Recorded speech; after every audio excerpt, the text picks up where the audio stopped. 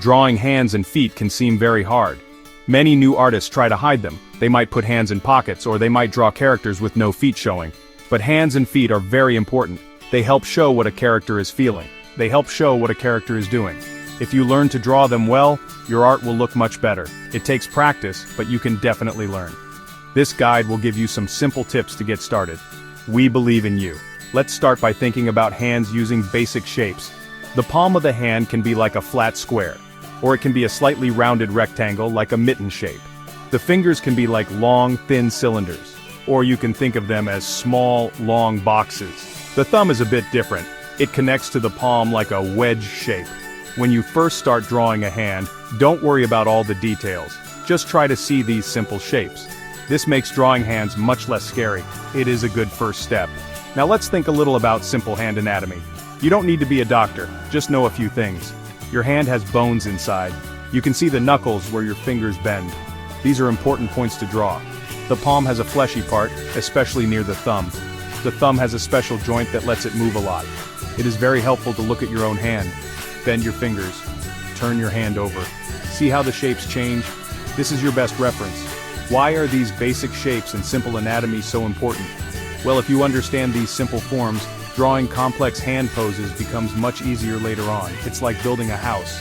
You need a good, strong foundation before you can build the walls and the roof. So, don't try to skip this step. Practice drawing these simple shapes for the palm and fingers over and over again. Look at your hand and try to see those squares, cylinders, and wedges. This foundation will really help you improve. The first step to drawing a hand is to sketch the palm block.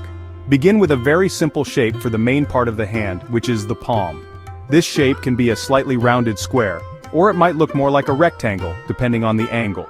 Use light lines when you draw this. This is just the base, like a starting point. Think of it as the shape of a mitten before you add any fingers to it. This initial shape is very important because it will guide where all the other parts of the hand will go. Next, it's time to add the fingers.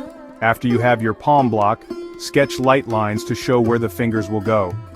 For each finger, you can use simple cylinder shapes or small, long box shapes for each segment.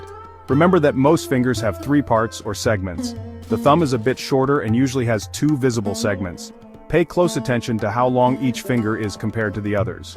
The middle finger is generally the longest one. The pinky finger is the shortest. Now you can start refining the shapes and adding details. Once you have the basic shapes for the palm and fingers, begin to make them look more like a real hand. Add gentle curves to the fingers instead of keeping them perfectly straight. Show the knuckles as small bumps where the fingers bend. Think about the small spaces that might appear between the fingers. Look at your own hand again for reference. Are the fingers spread far apart or are they close together? These small details can make a very big difference in your drawing.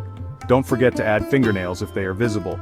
A common mistake when drawing hands is making all the fingers too straight, like sticks. Or artists might draw all fingers the same length, which isn't natural. Another frequent error is drawing the thumb in the wrong place or at an odd angle. To avoid these problems, always try to use references. Your own hands are a fantastic model and are always available. Try drawing hands in many different poses. Don't be afraid to erase your lines and try again if it doesn't look right. Practice truly does make it easier over time. Feet can also seem very tricky to draw, just like hands. But we can make it easier by starting with basic shapes. Think of the main part of the foot, from the ankle to where the toes begin, as a kind of wedge shape. It's wider near the toes and narrower at the ankle. The heel, at the very back of the foot, can be thought of as a rounded block or a chunky cylinder. Then the toes are smaller shapes attached to the front of the wedge.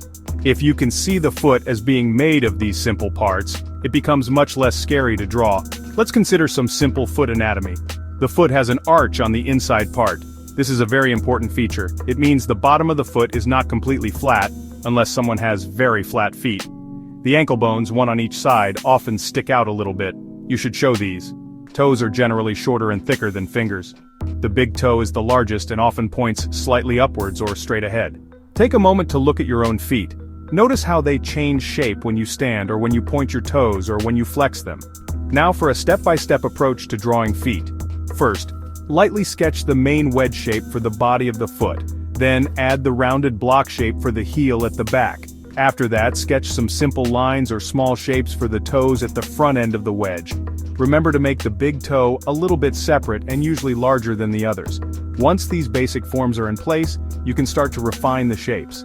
Add the curve for the arch on the inside. Clearly show where the ankle bones are. Always remember to look at real feet for help. The foot will look very different from various angles. Many people make similar mistakes when drawing feet. A common one is drawing feet too small in proportion to the body, or making them look completely flat and forgetting the arch. Another issue is drawing toes that look like tiny, thin fingers, when they are usually shorter and chunkier. The connection of the foot to the leg at the ankle can also be tricky. Make sure the foot connects to the leg in a natural way. Using those simple starting shapes will guide you. And as always, use references like photos or your own feet to check your work and make corrections. Learning to draw hands and feet well definitely takes time and effort. Please do not get discouraged if your first few attempts or even many attempts are not perfect. Nobody's drawings are perfect right away. The most important key to getting better is to keep practicing. If you can, try to draw hands and feet every single day.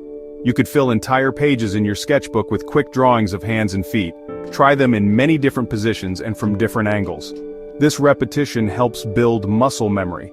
When you become better at drawing hands and feet, you will notice that your whole figure drawings look much better. Hands are very expressive.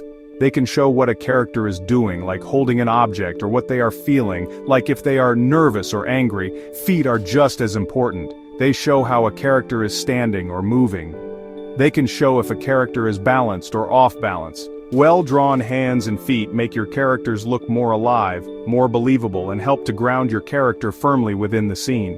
Using references wisely is a very important skill for artists. Always try to use reference materials when you are drawing, especially for complicated parts like hands and feet. Look closely at your own hands and feet. They are your most convenient models. You can also take photos of hands and feet in different poses, find pictures in art books or online, study how other artists whose work you admire draw them. But don't just copy what you see. Try to understand the underlying shapes and how all the parts fit together.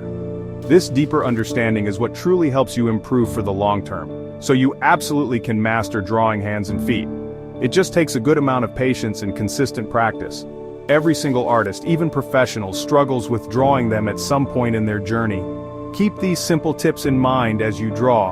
Remember to break down hands and feet into those basic, manageable shapes first, and most importantly, try to have fun with the process. Enjoy learning and watching your skills grow with each drawing. You will likely be very surprised at how quickly you see improvement if you keep at it.